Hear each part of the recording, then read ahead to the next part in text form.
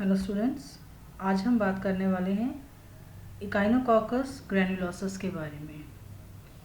ये topic MSc previous के paper first की यूनिट 5 जो है, जिसके अंदर की डिफरेंट डिजीज़ कॉजिंग जो ऑर्गेनिजम्स हैं उनके बारे में डिस्क्रिप्शन दिया हुआ है, उसके अंतर्गत आता है।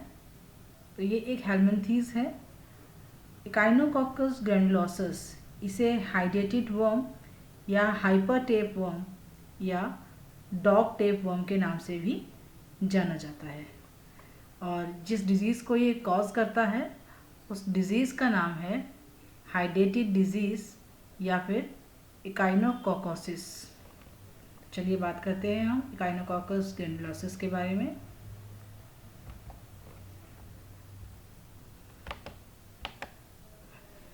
इकाइनोकॉकस ग्रैन्युलोसस जो है, ये शब्द जो है वो दो शब्दों से मिलकर बना हुआ है। इकाइनोकॉकस, इकाइनो जिस शब्द का मतलब होता है हैजहॉग, और कॉकस जिसका मतलब होता है स्फेरिकल या फिर ग्रैन्युलर।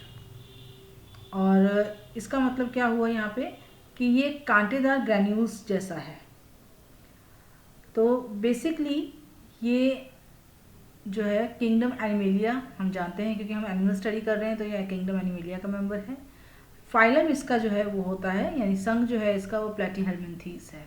हम हेल्मिन्थीज ऑर्गेनिजम्स के कारण होने वाली डिजीज़ को पढ़ रहे हैं, तो ये प्लेटीहेल्मिन्थीज में आता है।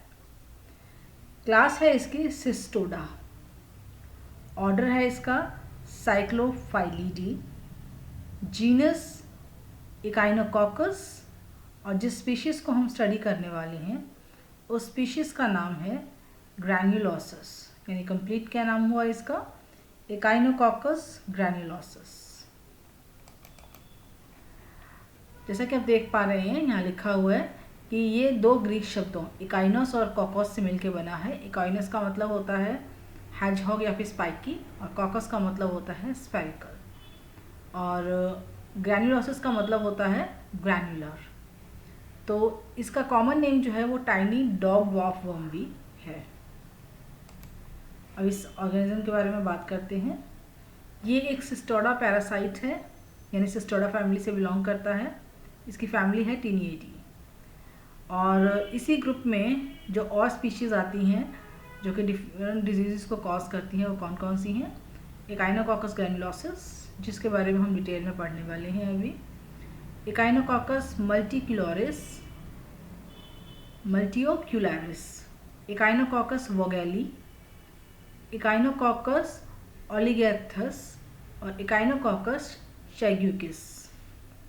ये सारी स्पीशीज़ हैं जो अलग अलग डिजीज़ को कॉज करने का कारण बनती हैं।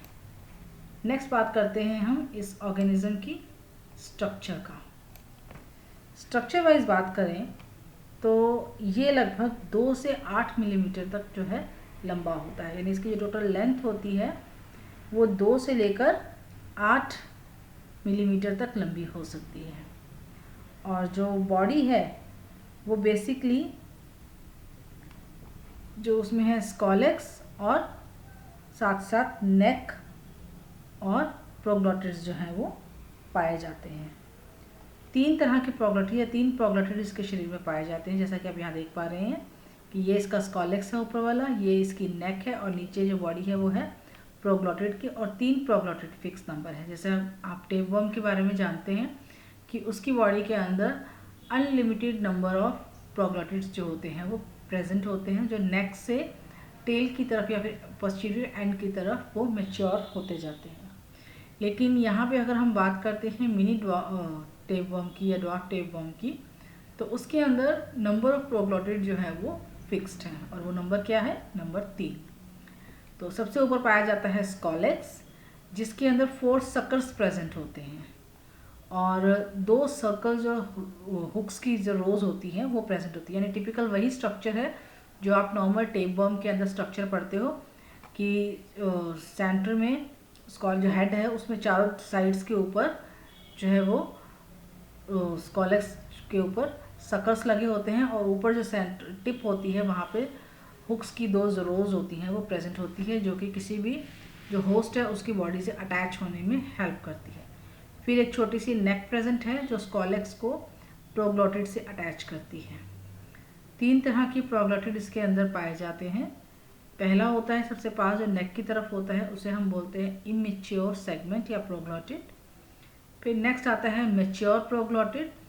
इमेच्योर के अंदर कोई, आप देख पा रहे हैं, कोई रिप्रोडक्टिव ऑर्गन प्रेजेंट नहीं है।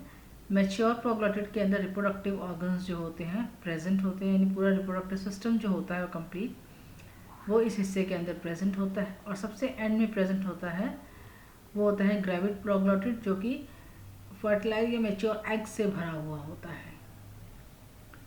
और अगर हम एग्स की बात करें, यहाँ एक फीचर बताया गया है कि जो एग्स होते हैं इकाइनोकॉकस ग्रैन्युलोसिस और जो टीनिया स्पीशीज़ होती है वो इनडिस्टिंग्विशेबल होते हैं, यानी इकाइनोकॉकस ग्रैन्युलोसिस और टीनिया सोलियम या जो नॉर्मल टेपवर्म होता है उसके एग्स जो होते हैं वो बाहर से दिखने पर एक जैसे नज़र आते हैं। इसलिए जो फीकल एनालिसिस होता है उसके अंदर वो इजीली हम उनको डिस्क्रिमिनेट नहीं कर सकते हैं या आइडेंटिफाई नहीं कर सकते हैं कि हम जिन एग्स को देख रहे हैं वो इकाइनोकॉकस ग्रैन्युलोसिस की हैं या फिर टीनिया सोलियम के हैं। नेक्स्ट हम बात करते हैं उस डिज़ीज़ की जो कि एक सेकेंड, हाँ उससे पहले कुछ और बातें जो जानना ज़रूरी है कि ये जो ग्रेविड प्रोग्लोटिड होता है इसके अंदर लगभग 800 से 850 के बीच जो होते हैं अंडे पाए जाते हैं। और जो टिप होती है उसको हम रोस्ट्रम कहते हैं, जिसपे हुक पाए जाते हैं। ये ऑर्गेनिज्म जो है वो हर्मेफ्रोडाइट यानी उभयलिंगी होता है। उभयलिंगी के लिए आप जानते हैं मतलब क्या होता है कि मेल और फीमेल रिप्रोडक्टिव ऑर्गन्स जब सेम ऑर्गेनिज्म के अंदर प्रेजेंट होता है तो हम ये कहते हैं कि ऑर्गेनिज्म जो है वो उभयलिंगी या फिर हर्मेफ्रोडाइट है। जो टर्मिनल प्रोग्लोटिड होता है वो मैच्योर होने के बाद जो है, जिसको हम की ग्रेविड प्रोग्लोटिड भी कहते हैं, वो हर 7 से 14 दिन के अंदर शरीर टूटकर यानी मेन बॉडी से अलग होकर वो शरीर से बाहर यानी ह्यूमन बॉडी या जो एनिमल बॉडी में ये प्रेजेंट है होस्ट की बॉडी से बाहर निकल जाता है। इनके एग्स जो होते हैं वो ब्राउन कलर के, वो ओवल शेप के होते हैं। और जो डिजीज़ ये कॉज करते हैं यानी जो सिस्ट बनाते हैं ये, उसका आकार लगभग 4 से 7 सेंटीमीटर के बीच होता है।